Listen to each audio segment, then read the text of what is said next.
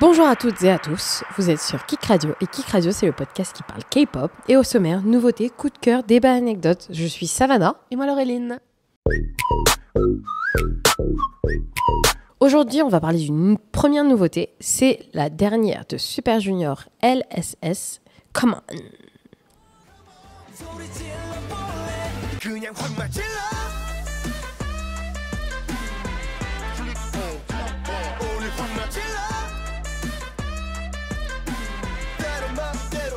Est-ce que c'est une surprise si je dis que j'adore ?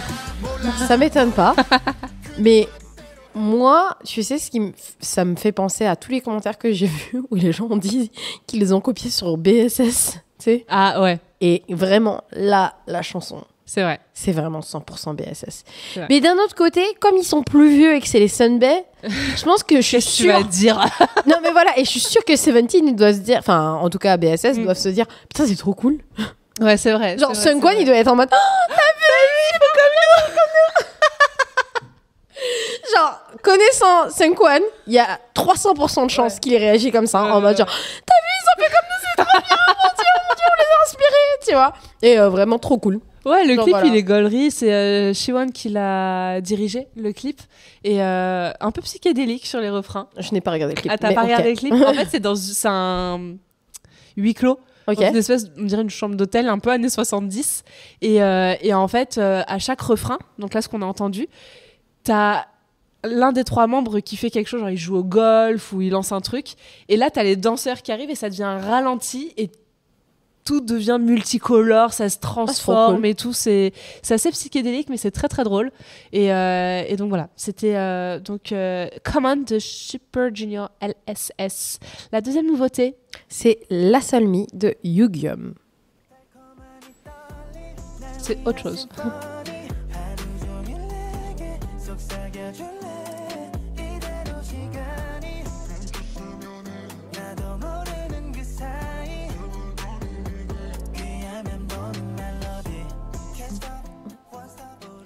J'ai adoré. J'ai préféré à la deuxième écoute, en effet. Ouais, vraiment. Première écoute, j'étais genre... Ah ouais ? Bof. En fait, je sais pas, je crois que j'étais fatiguée. Ouais, je me suis dit, j'ai même pas fini la chanson. Ah merde ! Et vraiment, j'étais là à dire, oh non, en fait, ça me saoule. Ouais, non, t'étais peut-être pas dans le mood. J'étais pas dans le mood. Moi, franchement, je l'ai écouté enfin, j'ai regardé le clip, tu vois. Très beau, et le clip est magnifique. Il est très, très joli. Et j'ai direct kiffé. J'ai trouvé que la chanson lui allait trop bien. Mieux, personnellement, je préfère ce comeback, ce full album et ce comeback à ce qu'il a sorti précédemment chez AOMG, qui était très hip-hop, très rap, ce qui est normal puisqu'il voulait justement devenir un artiste qui est R&B et qui est hip-hop.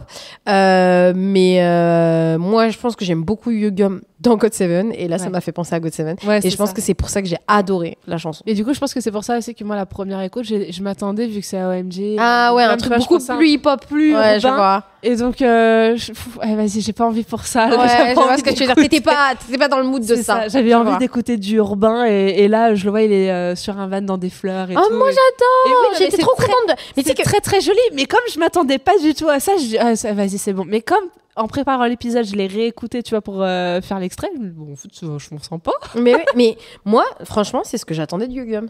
Genre, j'attendais de lui en artiste solo des chansons comme ça, tu vois, et pas. Ouais, mais moi je voulais du. Trop drôle. On va passer au coup de cœur. Est-ce que tu veux commencer avec ton coup de cœur ? Mon coup de cœur, c'est un groupe de J-pop, les amis, qui est moitié japonais, moitié américain. Dans le groupe, il y a plein de jeunes mixtes. Donc, tu as un moitié sénégalais, moitié japonais, moitié marocain, moitié coréen. Tu as un moitié japonais, moitié coréen. Et donc, c'est un groupe de J-pop qui s'appelle Psychic Fever. C'est génial. Je les ai découverts il y a 2 jours sur TikTok. Leur discographie, elle est aussi bien que la discographie d'EXO, les amis. Ok. Vraiment, oh waouh. Ah oui, pour dire ça, c'est. Non mais il y a des chansons, des fois, je m'arrête et je suis en mode trop bien cette chanson. Parce qu'en fait, ils ont des vraies voix. Le rappeur a une vraie voix hyper grave et les chanteurs, les vocals dans ce groupe sont juste à tomber. Mais vraiment. Extrait.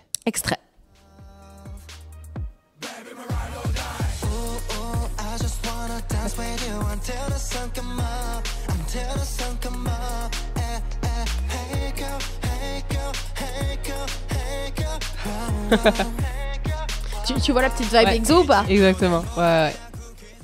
Je la vois. Ah ouais. Non, mais pas regarder le clip, du coup, je vois pas leur tête. Tu n'as pas besoin de regarder le clip. Genre, vraiment, juste écoute leurs albums. D'accord, ok. Musicalement parlant, ça envoie. Vraiment, Ok. ça envoie. Et donc, c'est devenu mon dernier coup de cœur. Je suis pas encore intéressée par le groupe parce que c'était très japonais. Ouais.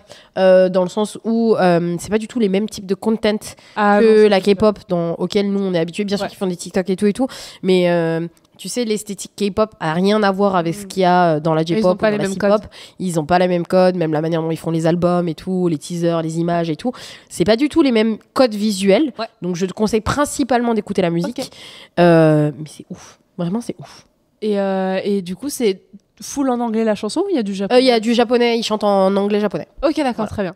Et donc ça s'appelle Psychic Fever. Et la chanson c'était Just Like That. Et alors ton coup de cœur? Mon coup de cœur, c'est une chanson qui est sortie il y a à peu près, au moment où on tourne, 4 mois, quand vous verrez 2 ans. Et donc c'est une chanson de BY, Holy Toast. C'est très urbain, donc ça sera notre pause musicale. C'est très urbain et j'aime beaucoup ce qu'il fait. J'ai pas tout écouté, mais quand je tombe dessus, franchement, je ne skip absolument pas et j'augmente le son. C'est trop bien. J'aime beaucoup ce qu'il fait. Les clips sont toujours incroyables.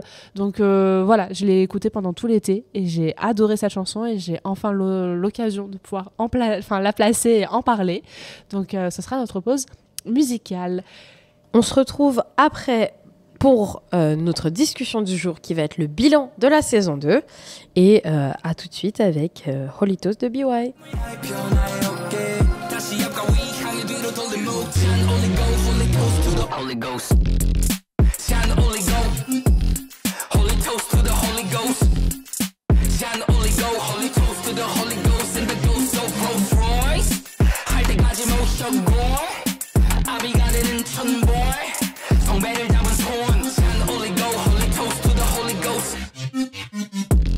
De retour sur Kik Radio. Aujourd'hui, on fait le bilan de notre saison 2. Alors, tout d'abord, ton premier ressenti? 40 épisodes. Ouais. C'est ouf. Non, mais c'est ouf. Mais tu sais que là, donc, à l'heure où on vous parle, l'épisode 10 est sorti cette semaine. Ouais. Je me suis dit, mais 10 épisodes déjà? Mais tu sais que comme nous, les tournages, on les a avancés quand même assez rapidement.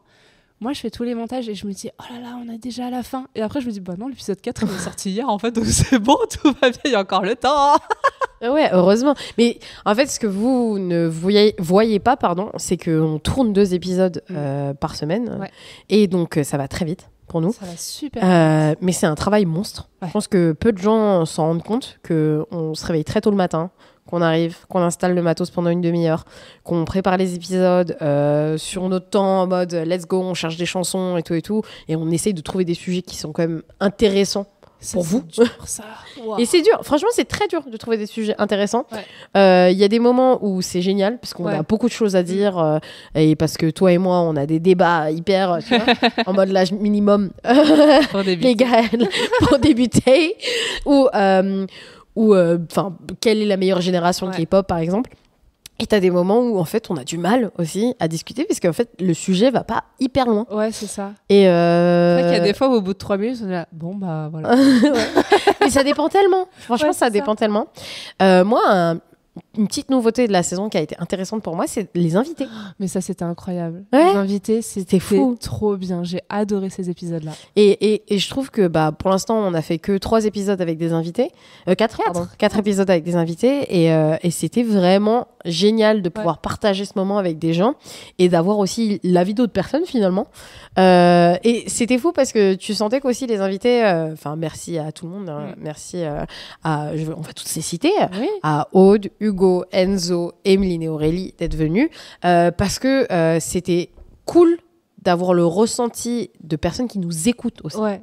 C'était ça qui était intéressant, je pense. Mais moi, ça me fait toujours bizarre de voir des gens qui me disent qu'ils écoutent ou de recevoir des messages de gens qui disent qu'ils écoutent. Je me dis, mais c'est trop mignon.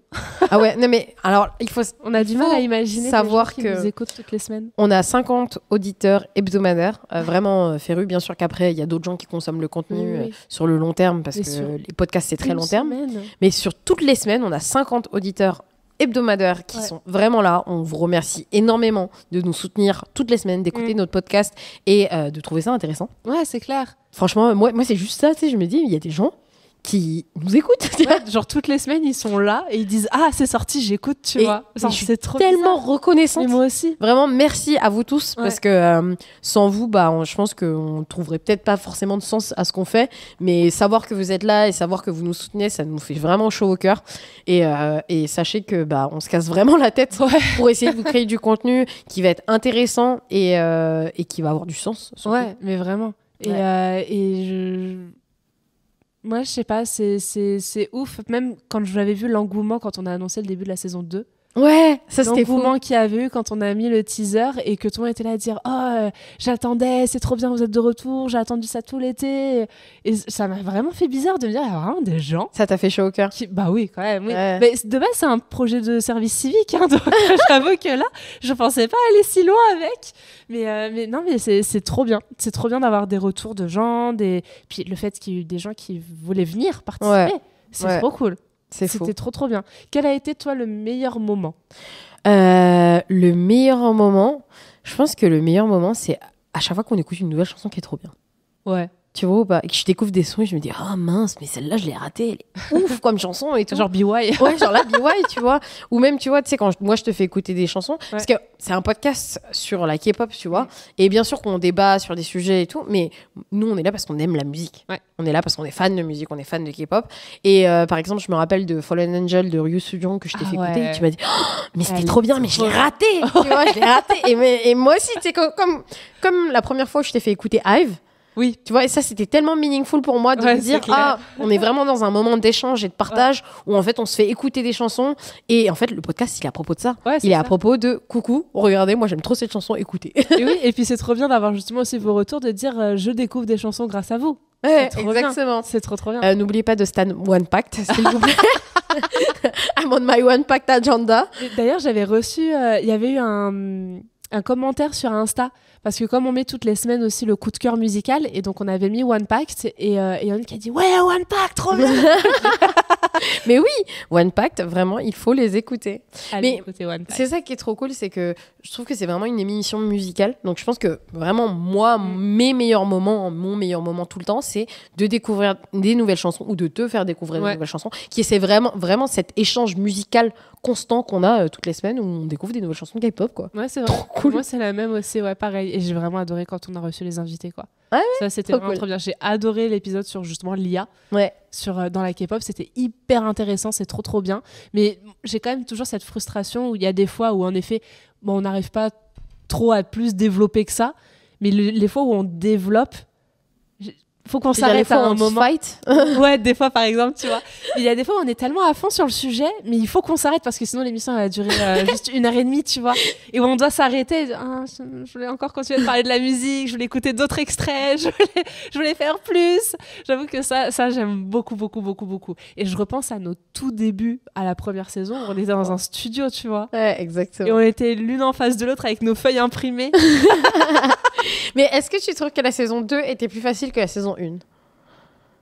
Ouais, je pense. Ah ouais? Parce que moi, je trouve que la saison 1 était plus simple. Ah ouais? Pourquoi? Ouais, parce qu'en fait, on l'a fait un peu en mode comme ça. Je sais pas si tu vois ce que je veux dire. Genre, mais je trouve que comme on a mis beaucoup plus de travail dans la saison 2, je trouve que j'ai beaucoup plus travaillé pour la saison 2 que pour la saison 1. Où la saison 1, j'étais vraiment en mode hihi, ha, let's go, tu vois? Ouais, non, justement parce que moi, je trouve que j'ai moins bossé que pour la saison 1. Ah ouais, mais pourtant, on fait beaucoup plus de contenu. Oui. Je sais pas si vous avez remarqué, les gars, mais en gros, on est sur TikTok. Oui. Laurélie fait un travail monstre pour faire des cuts sur TikTok, pour avoir des stories sur Instagram, pour avoir le contenu sur YouTube. On sait que vous êtes nombreux aussi à nous regarder sur YouTube. De plus en plus nombreux, c'est ouf. Et ça, c'est vraiment un travail monstre que Laureline fait pour monter ses vidéos.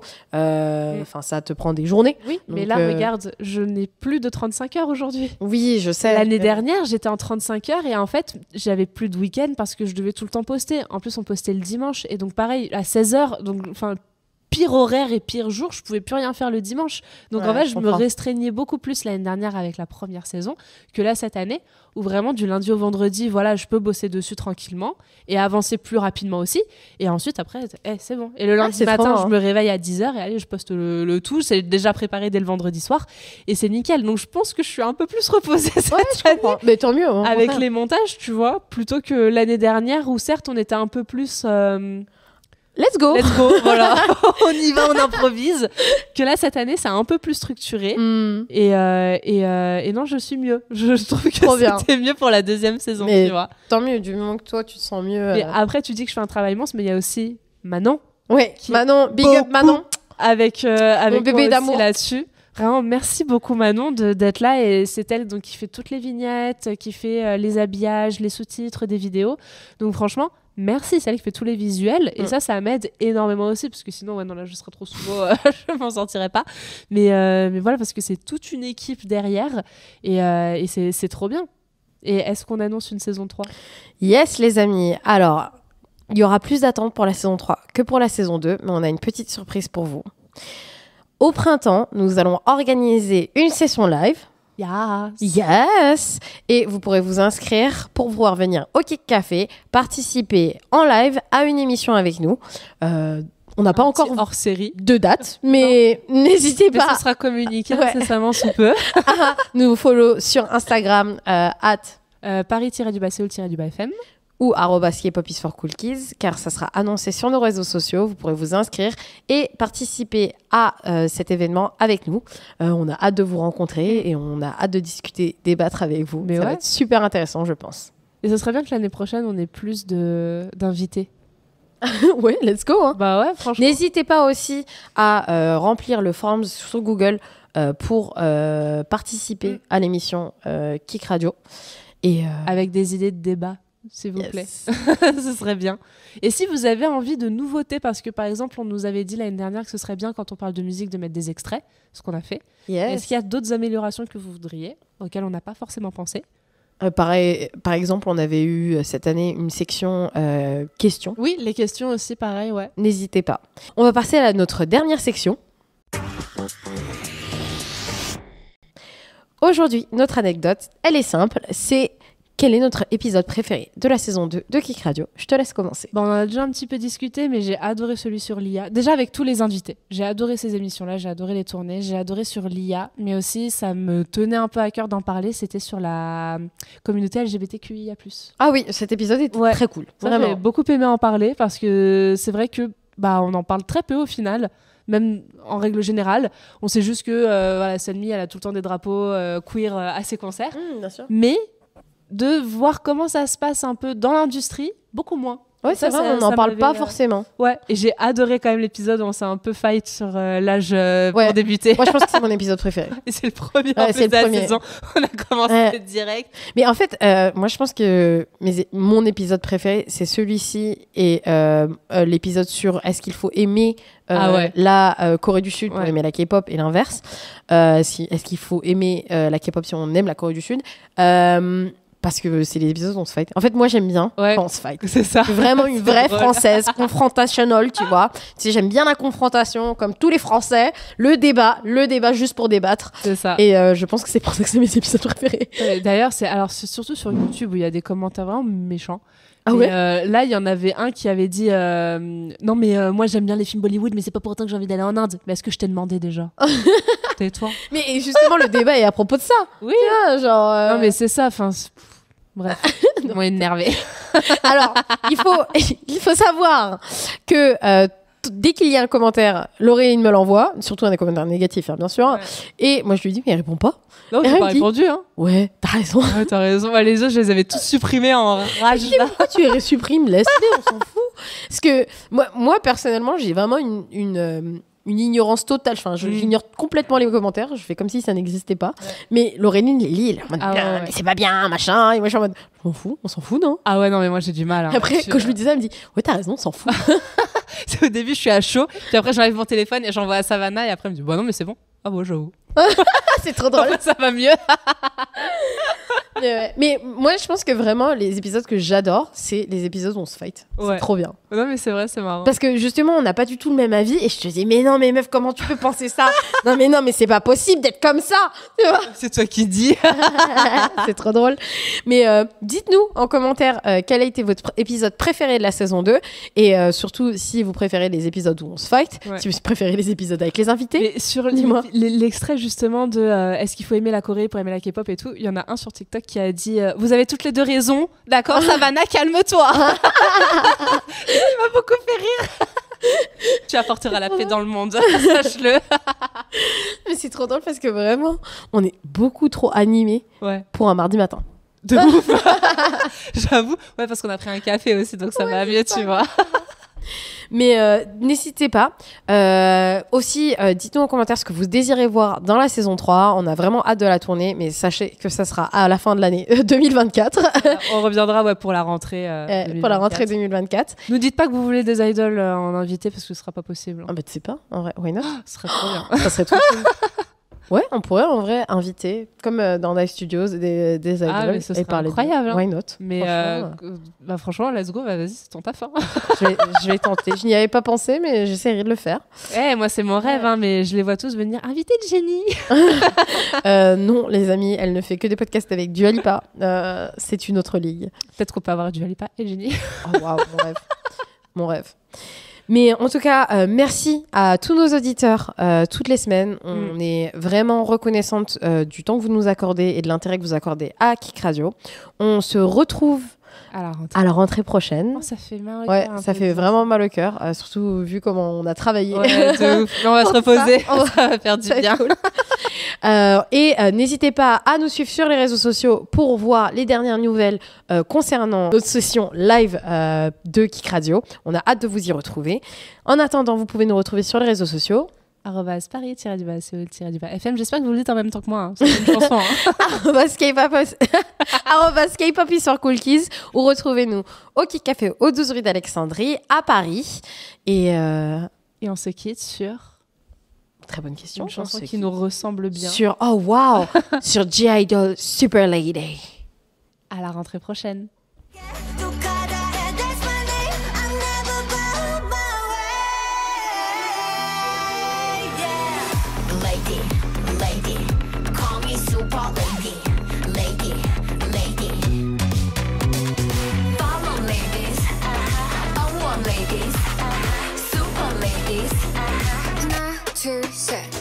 맘맛에 너 언젠가 세상을 멈출 그 컵에 질린